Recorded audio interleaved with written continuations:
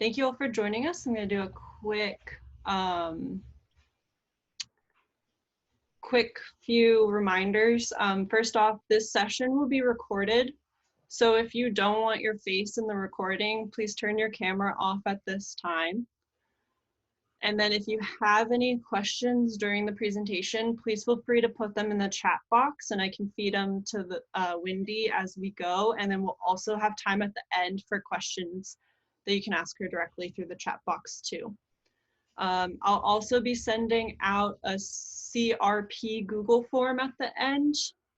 So copy paste that into your browser and fill it out at the end of the session so that you can get your points. And I'll also email it in follow up to the attendees because I know some people are struggling to copy paste things from their chat box into their browser. So just a few housekeeping items. But thank you all for coming today. We know that there's a lot of stuff going on in the world and in your lives as well. And so we're thankful that you're here and learning about a great career opportunity that you can consider in the future and get to know more about the FBI. My name is Kelsey Nager, and I'm the Employer Experience Coordinator at the University of San Diego's Career Development Center, and I work with recruiters like Wendy to get them on campus for events, career fairs, on-campus interviews, and now virtual events. So we're really lucky to have Wendy here today, and I'm going to kick it off to her to talk about the FBI. So thank you, Wendy, for joining us, and we look forward to your information session. Thank you. Hi, guys. And Kelsey, would you keep an eye on the time for me? I can't see it directly. So my name is Wendy Teasdale. I am the Special Agent Recruiter and Applicant Coordinator for the San Diego Field Office. One caveat, while I have a headset on, I have two boys that race around yelling and playing the trumpet, and I'm hoping that you don't pick up a lot of that. But I am working from home. As you can tell, I'm actually in a guest room. The FBI, at least the San Diego office, we've been teleworking for the last 6 weeks. So as needed, as operationally required, we are in the office, but our only goal right now is to stay healthy as a workforce so that we can continue with our mission in supporting the American people if we are required to, if there were an emergency. So I'm happy to be home and taking care of my kiddos, but I'm also switching over to everything virtually. A little bit about me. So I have been an agent for over 17 years now. I came on in 2003, so I was hired right after 9/11. And I came into Los Angeles field office where I worked gangs. I did that for 3 years. Then I received Arabic training and I went over to counterterrorism, and I did that for a couple of years. My husband's also an agent. We got transferred down to San Diego, which is where I'm from. And I've been here since 2008, and I worked primarily counterintelligence. Then I did a brief intel stint, and I raised my hand to be the recruiter. And now I'm part of the recruitment and applicant coordinator team. And part of my responsibilities not only is hiring special agents, but looking for people to fill our honors intern roles, as well as collegiate hiring, and all of the other myriad of jobs that we have. So I have a PowerPoint that I'm going to use primarily. That being said, of course, now I'm sharing my screen. There we go. I'm going to start off with a video. This is a pretty good video. It's a little bit of insight into the history of the FBI. And if I can get a thumbs up once I start it to make sure you can hear it. The FBI is one of the world's premier security and crime-fighting agencies. It plays a vital role in enforcing the laws of the United States and in protecting the American people. Since the Bureau's creation over a century ago, times and threats have changed, and the FBI has changed with them. Yet the foundation of the Bureau's success has remained the same.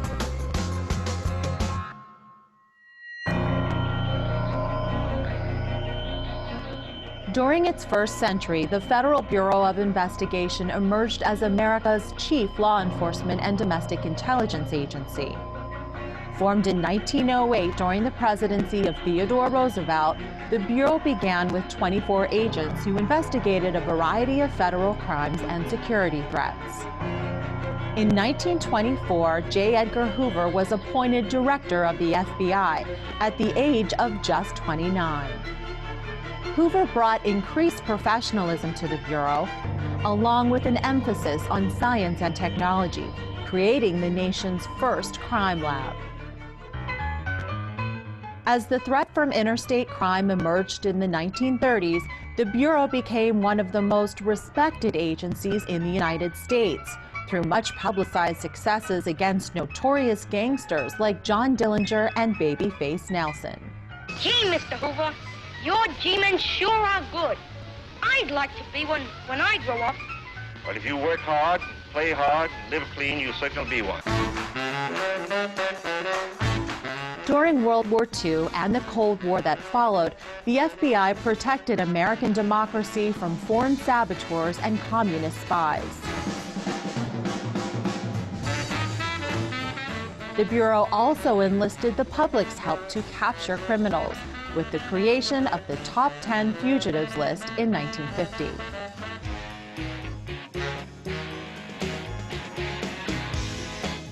As America experienced turbulent change, the FBI's role continued to evolve. The Bureau investigated civil rights violations such as the 1964 murder of 3 voting registration workers in Mississippi. In a reflection of the times, more women and minorities joined the Bureau's ranks. Female special agents came on the scene in 1972. That same year, the FBI opened a new training academy in Quantico, Virginia. By the time Hoover died in 1972, after nearly 48 years at the Bureau's helm, the FBI was implicated in abuses of power. Subsequent directors set out to reform the Bureau with the help of new laws and policies.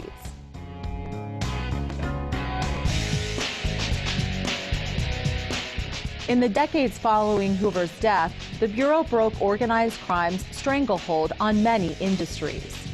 It also took on white-collar crime and public corruption through sting operations such as Abscam, and captured enemy spies like John Walker and Aldrich Ames. Yet the Bureau also learned important lessons from the troubling incidents at Ruby Ridge and Waco, and from the discovery of FBI special agent turned Russian spy Robert Hanssen.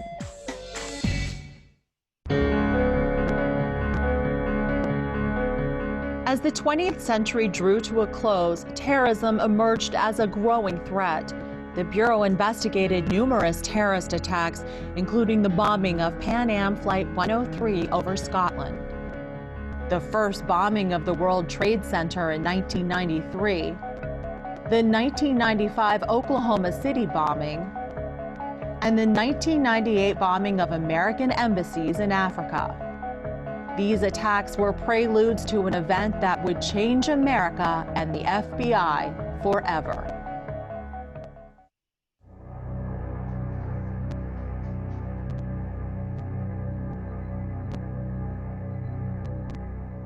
The terrorist attacks of September 11, 2001 marked a turning point in the Bureau's history.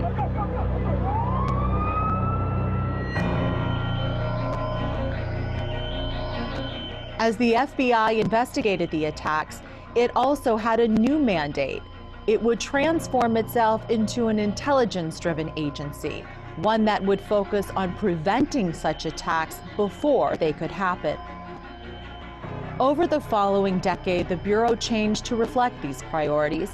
In addition to terrorism, these included other national security concerns, such as the evolution of state-sponsored espionage and a surge in sophisticated cyber attacks by hackers, criminal groups, and foreign adversaries. In an era of globalization, the Bureau also confronted new criminal threats, such as transnational organized crime, human trafficking and child exploitation, sophisticated white-collar crime, and violent gangs.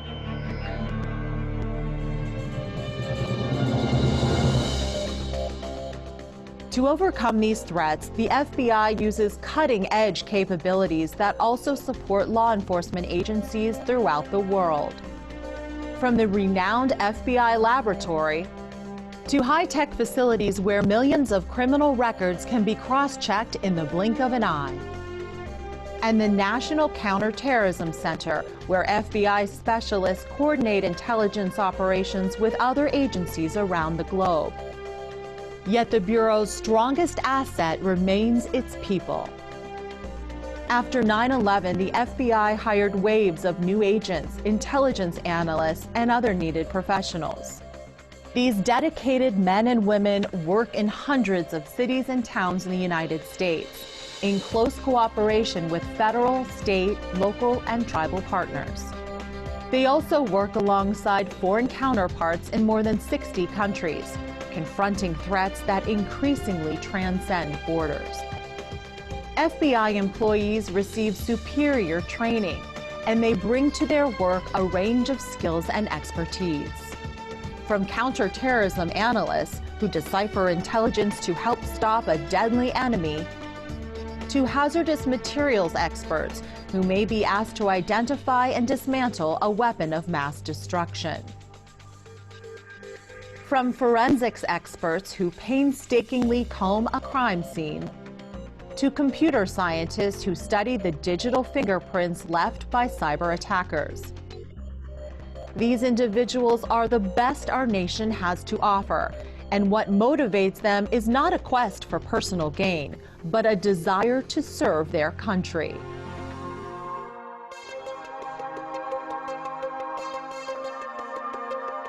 The men and women of today's FBI stand on a solid foundation. Through a history of leadership, innovation, and unequaled success, the FBI has proven it can evolve, and it will continue to adapt to take on new challenges. It has built capabilities it can apply to any threat. It has also learned how to balance the use of its powers with the need to uphold the liberties of all Americans. And whatever threats may come, the FBI will meet them because of the fidelity, bravery, and integrity of its people. So that was a short bit of information on the FBI. I am one of those folks that they referred to, the waves that were hired after 9/11. I was actually in the process to be an agent prior to 9/11, but there was a hiring freeze. And just so you have a little bit more understanding about my background, I received a German literature degree from UCSD. So I often get asked, what degree should I focus on? Or is there a master's degree that I should get? And the reality is, unless you are going into something like accounting, finance, cybersecurity, where you really need that focus and those courses related to that study, it does not matter, especially for special agent and other positions. We hire math teachers, veterinarians, doctors, accountants, political science majors. It really doesn't matter.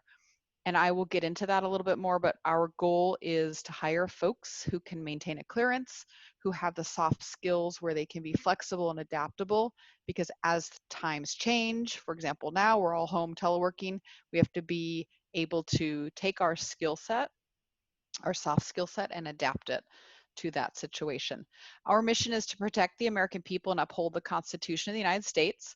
It's simple, and I personally really appreciate it because no matter what's going on now, COVID-19, whether it's an election cycle, whether there's something going on in the world, when you look around at the FBI offices, people really are putting their heads down and following this mission, which has been, for me, for 17 years of my career, something that I really appreciate. We have one director, and unfortunately that video I just showed you is outdated. Our current director is Christopher Ray. And we have approximately 35,000 employees. I think it's closer to 40,000 now. 12,000 of those more or less are special agents, which means 2/3 of our employees are not special agents. They are anywhere from linguists to financial analysts to intel analysts, mechanics, secretaries, things like that. We have 56 field offices, and surrounding those field offices, we have what are called satellite offices. We call them resident agencies, and they serve the population that we really can't get to from those main offices. And I will show you a map on that. We have 64 international offices. We call them legal attaches. So what we do is we work closely with the folks in that country, supporting them and to continuing to support the mission that we have, which is to protect the American people even when we are abroad internationally. And our annual budget, at least a few years ago, was 8.7 billion. So it's huge. We are a large, large corporation, and we have not only the law enforcement side of the house, but that corporate administrative side of the house as well. So of those close to 40,000 employees, everyone's doing something very unique in that organization. I get asked a lot, especially folks who want to go into the law enforcement side, they want to be maybe special agents. The question I hear a lot is, why should I choose the FBI over the DEA? For an example, my answer is these organizations are all amazing. They've all developed, they all have really good opportunities, an excellent mission. What I think is so unique about the FBI is how big we are. So we can investigate all of the federal violations. We're not pushed into a niche, say narcotics or human trafficking. We investigate all of them, not to mention the fact that we have so many field offices, so many international offices, that we just have a lot more unique opportunities afforded to us because of our size and our budget. Those are field office locations. You can see where the population is more dense. That's where we have our offices. And where the population is more sparse, those areas would actually be served by our resident agencies. And there are offices in some states that serve other states. So the Denver office may serve another state, Portland, just depending on where that population density is. We have offices in Puerto Rico and clearly Alaska and Hawaii as well. So what we investigate. Right now, cyber is our #1 priority, so cyber crimes, and then it goes to counterterrorism and counterintelligence. But like I said, we are diverse. We investigate all of those federal violations to include violent crime, sort of that typical what you see in the movies, maybe chasing down the drug dealers, the bank robbers. We still do all of that, but we are also an intelligence agency. And so we're investigating counterintelligence, counterterrorism, cyber crimes, public corruption. Student programs. So I want to talk a little bit about student programs. And first I want to explain a little bit how the FBI hires, because it's a little convoluted. And if you were to get on FBIjobs.gov, you will find it to be perhaps a little bit confusing. So special agent, we're always hiring 24/7. You can always submit, if you qualify, an application for special agent. And I'll talk a little bit about that later, but we're always accepting applications for that. Intelligence analysts are accepted 1 to 2 times a year, depending on our need. Intelligence analysts are a little bit different in that they don't have badges, they don't have weapons, they don't have arrest powers, but they also go to an academy. So we advertise for those, we recruit those, and we accept applications 1 to 2 times a year for intelligence analyst. For other positions, you may search on FBIjobs.gov and say, hey, let's see what's in the San Diego office. And a handful of jobs may pop up, and you can put in for those directly. We are now beginning what's called candidate on demand, which means we as the FBI have recognized that, hey, private industry does a really good job of getting good candidates, getting resumes, and hiring them for positions. We've never done that very well. So what we are starting to do now is accepting resumes, recognizing that they might be very good employees for us. We're sending those resumes to headquarters. They are certifying them. They begin a background check.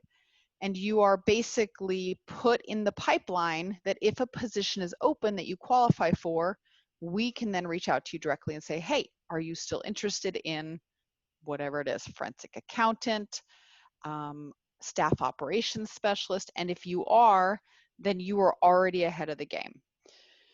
In addition to that, we have these student programs. We have two of them. We have an honors internship program, which I will talk about, and we have a collegiate hiring initiative.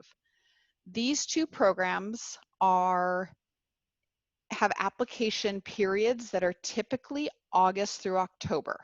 Now, the dates are released as you get closer to August, and I can talk about that as well, but these are the student programs I want to talk about for you guys. Our honors internship program, it is a 10-week paid summer internship. It's open to full-time college students. The caveat is that you have to be enrolled the following semester that internship ends that summer.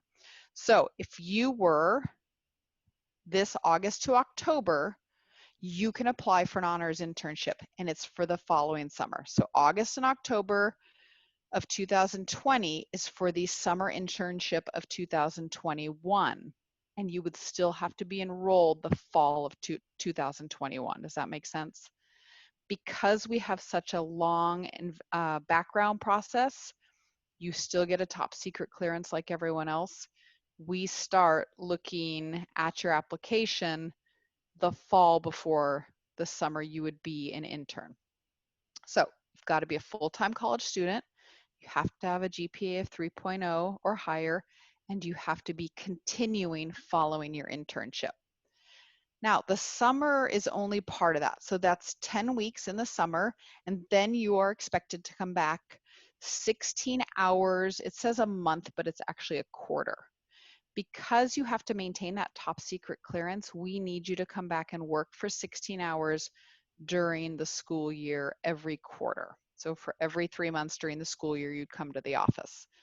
You work side by side with FBI employees. We try very hard to take your skill set and match it to our needs in the field office. But often you would be offered perhaps something that's outside of your skill set, and we will do basically on-the-job training. So to summarize that, full-time college student, 3.0 GPA or higher, you're applying August through October of the fall before the summer that you would be an intern, and you'd still have to be a student. So if you're a senior and you're graduating, it won't work. Now, the goal of this honors internship program is that when you do graduate and you've successfully been an intern, we offer you an entry-level position. So you are an intern for us 1, 2, 3 summers.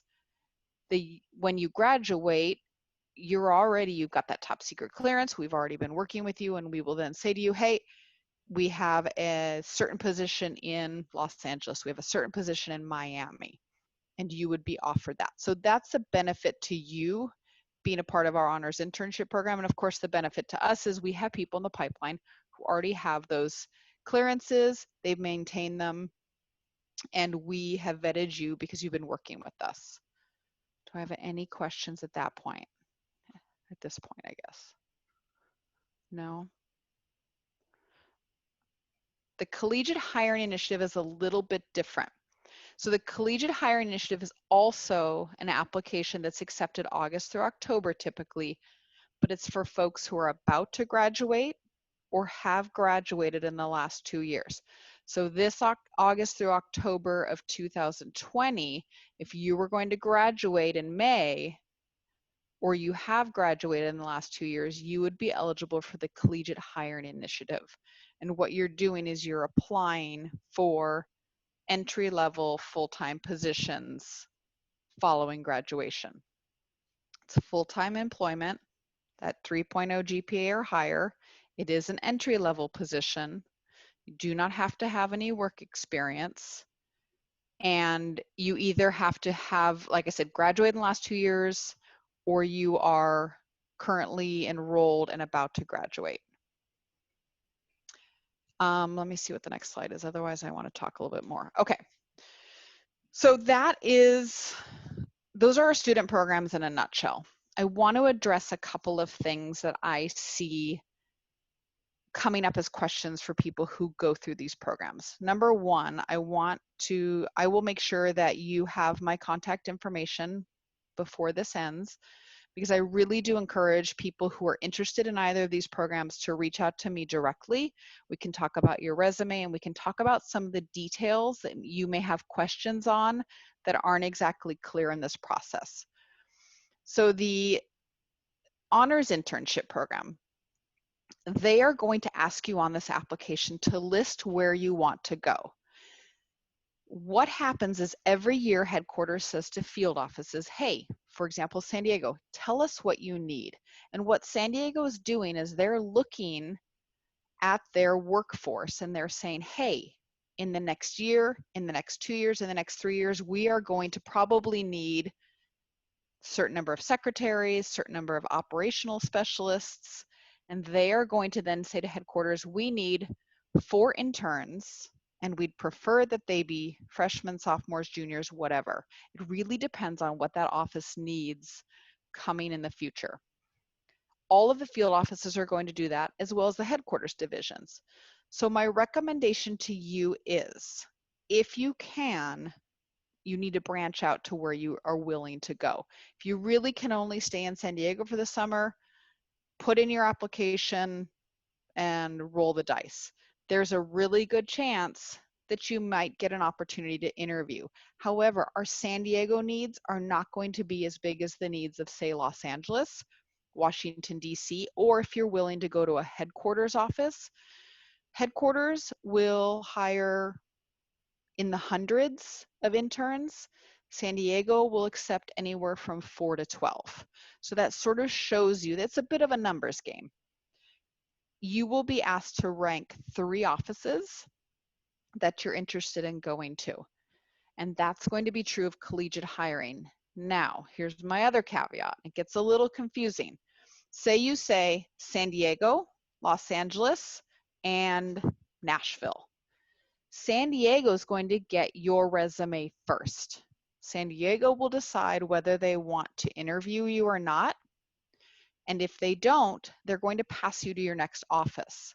That office has already gone through their first round of interviews. So think long and hard when you put in for these. If you're able to stretch your comfort level in terms of where you're going, if you're able to crash on someone's couch somewhere else, it probably does benefit you numbers-wise to put in a bigger office or a headquarters position. Now, we have folks that work for us full-time. They've been with us for a number of years. They were USD grads. They put in for honors internship. They got exactly what they wanted, which was the San Diego office. They received an offer exactly in the field that they wanted, and then they've been working with us successfully. It absolutely happens. And for the amount of work that this application requires, I really do recommend you put your name in the hat, and put your name in the hat every year that you qualify. But there are some details that may mean you won't get called for an interview. And that could be just that we're, of the 75 applications and resumes that we get, we're really only hiring 2 people for that summer. So please don't be discouraged. I would recommend you continue going through that. Do you have any questions about that before I go on to collegiate hiring? There are a few questions. So Okay. one is, what are the main tasks of an intelligence analyst? So the intelligence analysts they are both at headquarters and they're in the field offices. For example, the ones in the field office, they're taking the intelligence that's coming from headquarters, coming from internationally, and they are putting it into a product that can support special agents to drive investigations. So for example, if I have an investigation on a counterintelligence target in biotechnology in San Diego, my intelligence analyst is taking all that information, all of that intelligence that's worldwide and nationwide, and putting it together into a product that I can read that can help drive my investigation, whether it's helping me create interview questions, whether it's filling in gaps that I need to know to drive my investigation forward. So that's really what an intelligence analyst does.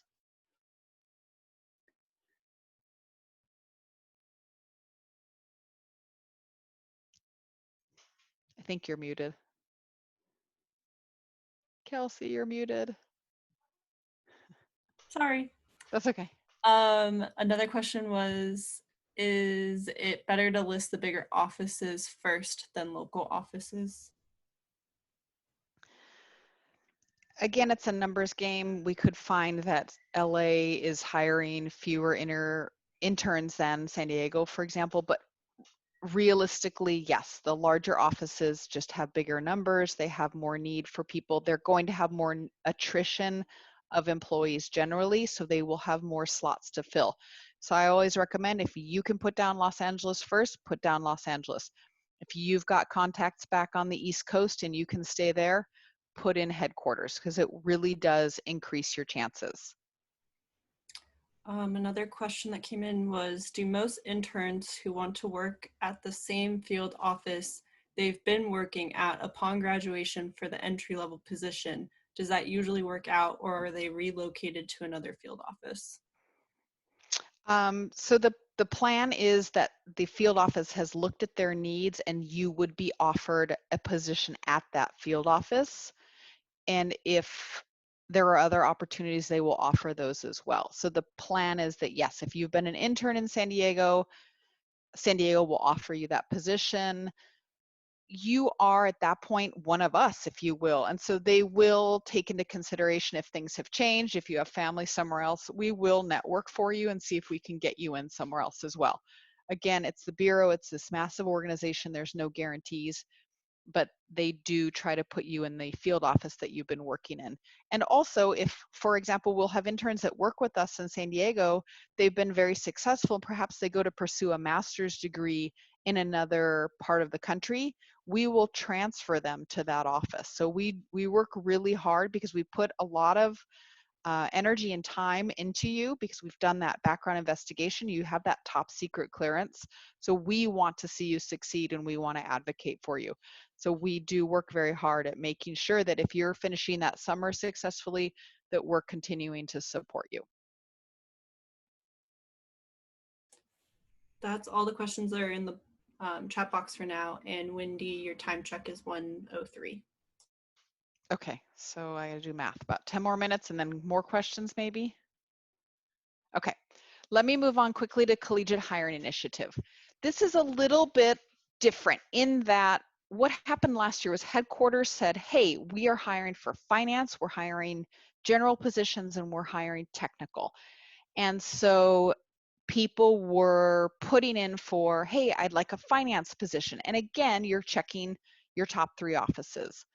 It's very similar to honors intern, is that your resume goes to your first office where they get the first right of refusal, then they pass you to your second office. This is for folks who want to get their foot in the door. If you have an accounting background, you have a finance background, you have a cyber background, there's probably a really good chance you're going to go into that field if we hire you from the Collegiate Hiring Initiative. If you have a very, very general degree, you are probably going to get offered whatever we need to fill. So you may have a political science background and we may offer you a supply tech position. We may offer you an operational support technician. That's somebody who supports our squads. So the more general you are, the more diverse the job options may be for you. Again, this is not a heavy lift. This is not a difficult application. What I recommend to people is put your name in, see if you get interviews, and go from there. That's the Collegiate Hiring Initiative. I'm going to shoot through this just so we can cover all of this. Careers, a lot of people don't realize how big our agency is. We have all of our mechanics. We've got automotive. We have an entire business operation. So we have all of our budget analysts, our contract analysts, our finance folks, facilities and logistics management, back east as well, and as in every office, international operations, IT, of course. We have forensic accountants. We have forensic specialists in IT. We have all of our translators. We have police officers who also work for the FBI. They are primarily back east. And of course, we have surveillance teams. We have a huge laboratory, so all of our science and engineering folks are back east as well. And then all of our legal opportunities, whether they're special agents or whether they're non-special agent lawyers, they're there as well. Briefly, I want to talk about special agent careers. These are the minimum requirements. So you have to be between 23 and 37. And the reason is because we are mandated to retire at age 57. So unless you have military experience and some veterans preference, you are mandated to retire at 57. You have to have a 20-year law enforcement career, which means you have to come on by 37 to get that 20 years and retire. You must have a bachelor's degree. It does not matter what your degree is in, and it does not matter what your GPA is. So you may not qualify for that honors internship with your 2.95, but you will qualify to be a special agent down the line.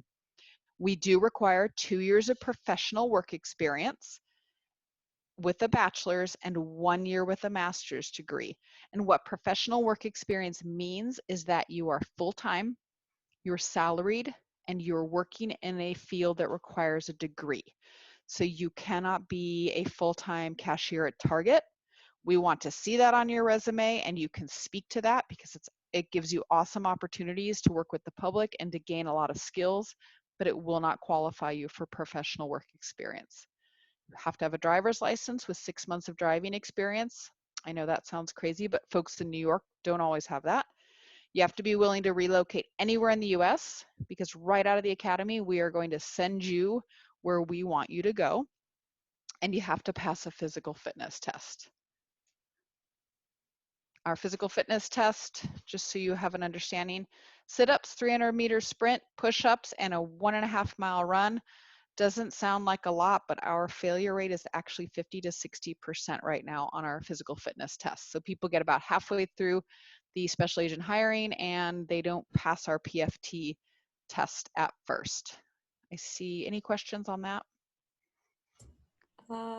Not on that specifically, but there's other questions. Okay, let me keep getting through. Some of this is, I want to get through a few things that hold people up. Of course, we require, because of that top secret clearance, we do require that our students be US citizens, not dual, US only.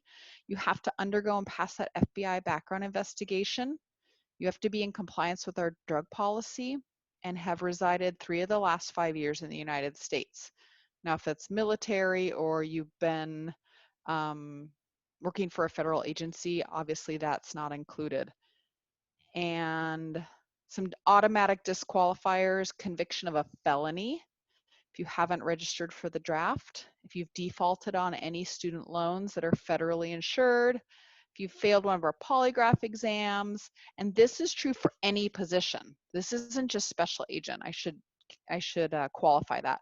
These are automatic disqualifiers for any position, and that's because every position in the FBI, from auto mechanic, nurse, secretary on up to the director, has to have a TS clearance, that top secret clearance. So these are disqualifiers for that. And then I want to talk briefly, drug policy.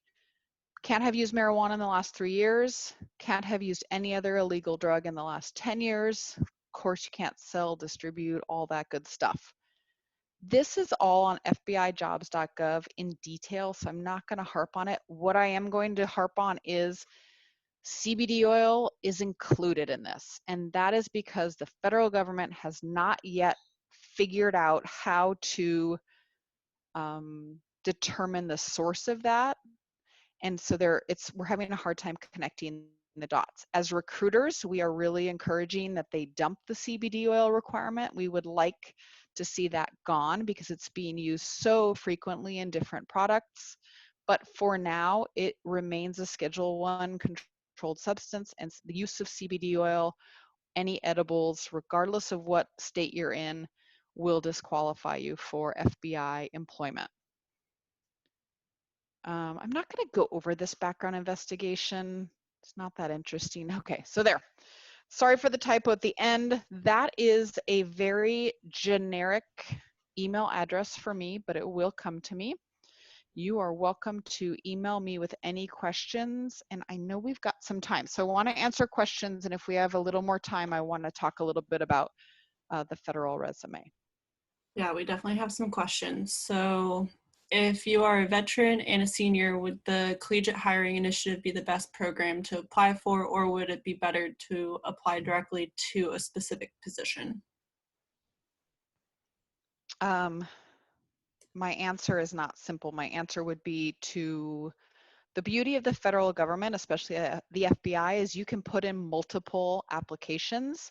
Once you accept a conditional job offer, we will stop you in the process anywhere else. So if you put in for intelligence analyst, collegiate hiring initiative, anything else, you can put in all these applications. So my answer is put in for everything. Reach out to me if you have a specific skill set. I can try to get resumes to the right hiring people. But yes, if you qualify for more than one position, more than one program, absolutely put in for all of them. Are we able to list overseas branches, or do we need to work stateside before being considered to work overseas? You will only work stateside for as an intern, and then while you are on probation as a full-time employee. Once you're off probation, you are able to request temporary duty as well as permanent assignments abroad. As you can imagine, they're pretty competitive. They're highly desirable depending on the location. If you want to go to Pakistan for 90 days, you'll probably get there at some point in your career. If you want to be permanently assigned to Rome, it's a little more difficult.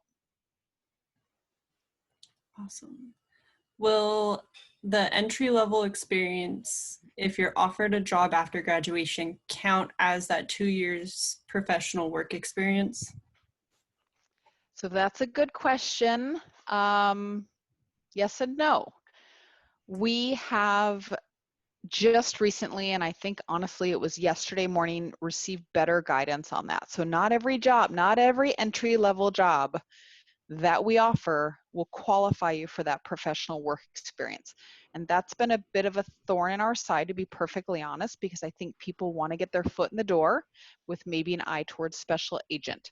So yes and no, depending on the position. If you were to come in because maybe you're a finance person and you were to come in as a budget analyst, that would give you that 2 years of professional work experience. If you came in as an operational support technician, which is in essence a secretary, that will not qualify you. So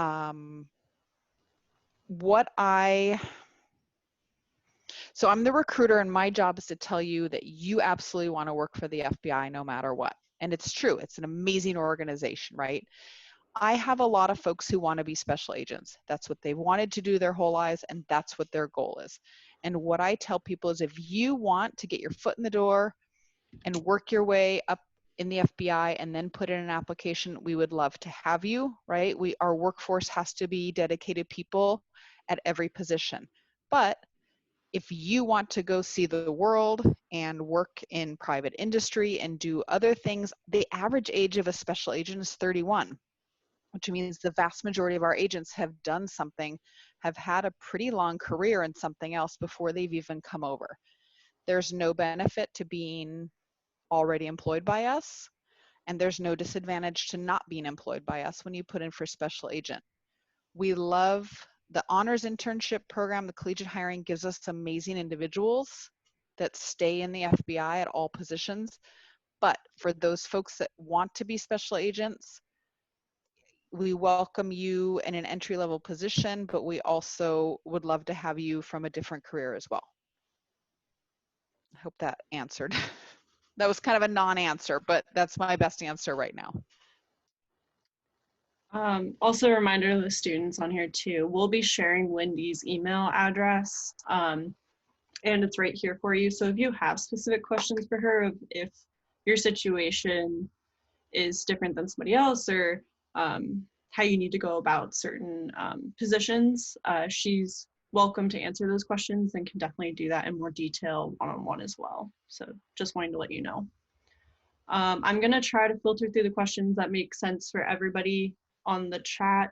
So if you have those individual ones, please reach out to her individually.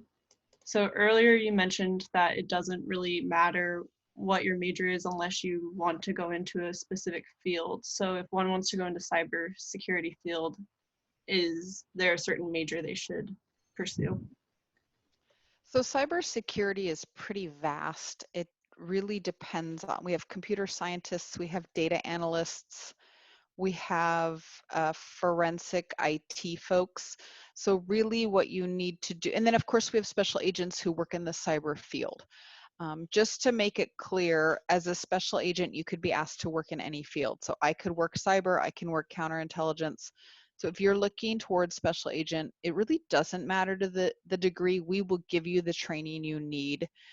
It will be up to date, and it is usually on par with what private industry is giving. If you want to work in professional staff and you want to work in cybersecurity, then yes, it does matter. They are looking, just like private industry would be, they are looking for folks that qualify based on their degree. If you're interested in a specific position, let me know and I can get you sort of what we're looking for in a resume for that particular position. But generally speaking, you would need, it usually will say cybersecurity or other related degree. And so it really comes down to that combination of specialized skills, specialized courses, and your degree. What kind of questions are asked on a polygraph test? So prior to the polygraph, you'll fill out an SF-86, and it's a large book of questions. It's going to go back 10 years or to your 18th birthday, and it's questions like, where did you live? Who was your roommate? Who's your family? Are you married? Do you have children? They ask you everything about your entire life, going back 10 years or to your 18th birthday, depending on your age. So that polygraph is really going to follow on those questions. So perhaps, for example, I lived in Germany for a year prior to being hired. And so some of my questions were related to, that I had indicated that I had not broken any laws while I was abroad. Was that true? So the polygraph is really a combination of generic questions as well as questions that may come up based on your own background. If you were to apply for the Honor Internships Program or Collegiate Hiring Initiative, do they base your skill set off your major? Yes and no. For example, we had someone working in our outreach group because they had a public affairs related degree. Again, we may have, if you have a political science degree and you make it to an interview, we still may put you in a position where you may not necessarily use that degree, but we recognize that you have the skill sets that you could use. And just really quickly, we have what are called core competencies, and I can send them to you if you're interested. Those core competencies are really what we are looking for in resumes. They are things like collaboration, communication, flexibility, and adaptability. So for example, you may have a degree in English and your resume is such that we think you would be a really good fit with our outreach folks, or you might be a really good fit in our public affairs position. It really does depend. In an ideal world, yep, they're matching your degree and your skill set to what we need, but the reality is they may just think you're a flexible enough candidate that we can put you in any position. Wendy, do you think you could send that to me in follow-up, and I'll send that in the follow-up email to the students? Yep, absolutely. Perfect. Thank you. Another question is, if we apply for a position through the Collegiate Initiative, what is the expected timeline for the hiring process? AKA, around what time of year should we expect to be contacted for an interview if selected? So basing it off of last year, by late, well, I'm going to refer to winter. So November, December, January, people had been already contacted and were interviewed. So going into the holidays, you've been contacted. You will know by early spring where you are, and conditional job offers are usually given out in early spring because we have to do, it's such a long process with that polygraph. We need to know that you've taken that job offer before we are going to start that background process. And, depending on budget, depending on COVID-19, depending on a lot of different things, but generally speaking, I'd say early spring, you'll know if you're in backgrounds or not. This is going to be the last question. I know Wendy mentioned that she had some resume tips, so I want to make sure that she gets those to you as well. So the last question for right now is, how does the average pay vary between being a special agent and an intelligence analyst? They're actually very similar. So special agents get a base pay, and on top of that, we are given 25% availability pay. So our base pay plus our locality pay, we are always paid 25% above that. And what that does is, A, it's a 10-hour workday for us. So special agents average a 10-hour workday, whereas Intel analysts do not. And also, when my phone goes off at 2 in the morning, I'm expected to get out of bed and go do what I need to do, which is what that availability pay is. Otherwise, we call them IAs. IAs and special agents are very close in pay, at least that base pay. And again, FBI jobs.gov refers to that. And then I think it's Office of Personnel Management, so opm.gov should have all of the salary rates for all of the positions, not necessarily the positions, but the pay grades. So the resume tips. A couple of things I want to go over. Don't sell yourself short. I will often get resumes and they're pretty bare. And then I'll find out when I'm talking to people like, well, I worked part-time at Chuck E. Cheese. I worked part-time at Victoria's Secret. Include those. This is a federal resume, so we want everything on there. And while you may not think that that part-time job in retail matters to us, it does. Because if you think about customer service, flexibility and adaptability, communication, collaboration, all of those core competencies that we are rating you on, you're doing on a daily basis in all of those jobs. Also take a look at your volunteer work, your community service, if you're a student athlete. All of these things show that you're able to balance being a full-time student and these other demands. So your resume, when it comes to us, should be, and I know you're young, it should be close to 2 pages. More is better for us. If it gets close to 8 pages, probably we've lost some interest at that point. More is better, and be very careful for those of you that have some work experience. Don't use industry terms. Everything is filtered through our core competencies. We want to know how you would do in the FBI. So perhaps you worked part-time at a bank. Don't use bank lingo. Put it in our language. So if someone wrote yesterday on our resume, they support customers in the end-to-end process. And I said, I have no idea what that means. Perhaps somebody in the banking industry knows what you mean, but I don't. What does that mean? Are you communicating on a daily basis? Are you collaborating with various parties? Are you being flexible and adaptable because every customer that's in front of you is different? So you're basically I'm sorry. I'm on a call, buddy. Later.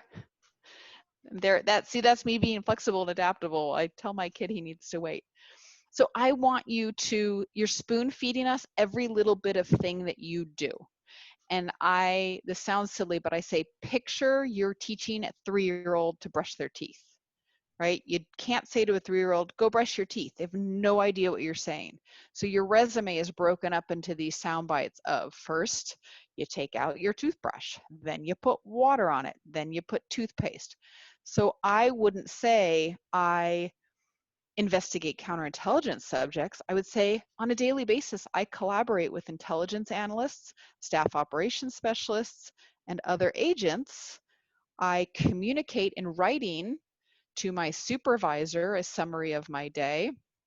I request and analyze database searches of, do you see what I'm saying? So don't be very careful that you're not making a general statement when you can break it up into details, because those are the details we are looking for.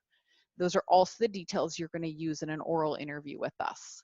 So I just want you to make sure that the resume that you're turning into private industry is going to look very different than the resume that you're going to turn in for federal government.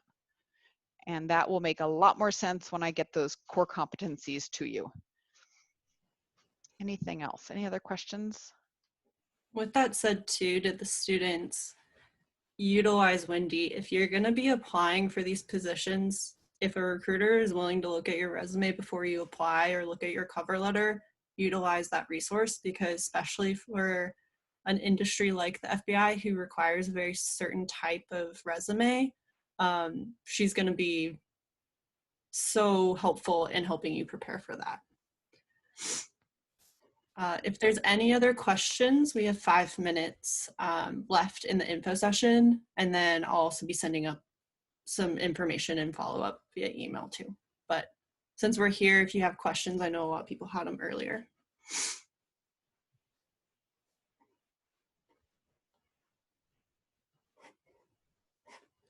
What are the main differences between the FBI and the CIA? So the FBI works internally, if you will, within the borders of the United States. The CIA really is not authorized to work within the borders of the United States. So while we have very similar missions, how we go about doing that, the tools that we use, the locations where we are working are very, very different. So when we work internationally, I don't carry my handcuffs necessarily. I wouldn't have my weapon on me. I'm there to assist the other countries that we're working with. So we just have very different locations and tools that we use. The CIA is not going to work within the border of the United States, whereas we do. And that is, and have you had an info session with the CIA? They're very different. They're a very different group. I never know entirely when they give me information how accurate it is. Just very different focus, and they probably are looking for a very different skill set than we are also. And unfortunately, the RCIA info session had to get canceled this week, but if students are interested, there are office hours tomorrow that you can sign up on Handshake for. And I can also send that link and follow up too, just because I know some people may be interested in both parties. Another question that came through is COVID affecting the 2020 internship hiring? Internship/hiring. Yeah, that's a really good question. Interestingly enough, I don't have an answer to that yet because we don't know what it's going to look like in fall. As for hiring, we're mission critical. So the FBI is looking at hiring as mission critical. We are moving forward full court press. Our recruiters, our applicant coordinators we're just as tasked as we were prior to this. That being said, things like face-to-face interviews have changed. If there's any testing sites that you need to attend, like for a special agent test, those are closed. But for now, no. I actually talked to headquarters yesterday because I knew I was doing this, and I said full court press, and they said, yeah, absolutely. We're looking towards hiring interns and collegiate hiring regardless. How we go about interviewing, and that's a completely different story. Another question was, what is your favorite part of working for the FBI and your least favorite part?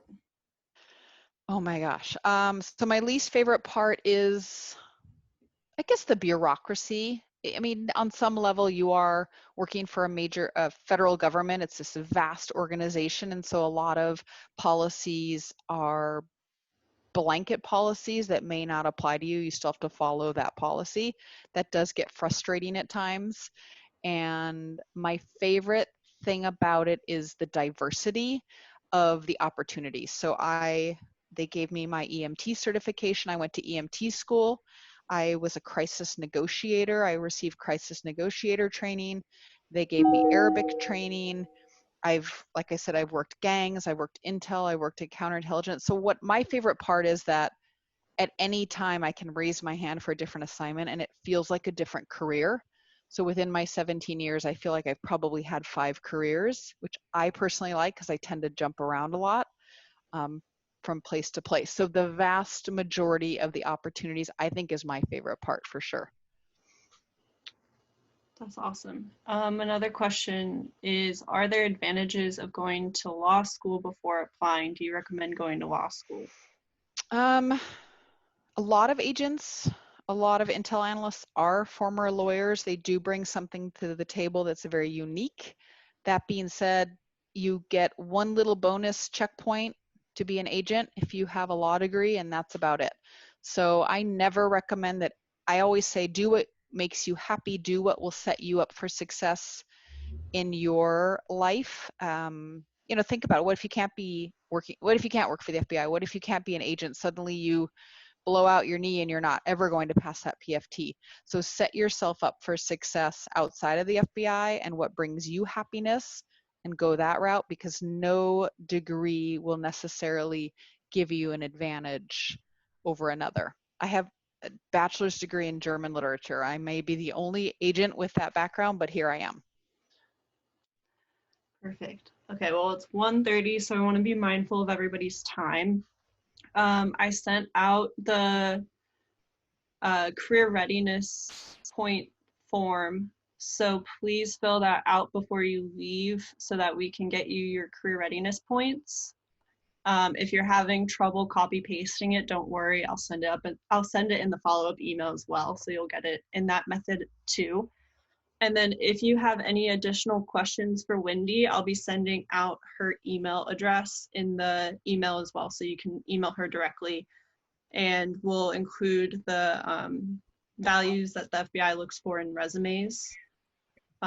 So that concludes the info session. Please let us know if you have any feedback. We want to improve these for the future too. So we're glad you joined us, and we hope you have a great rest of your day.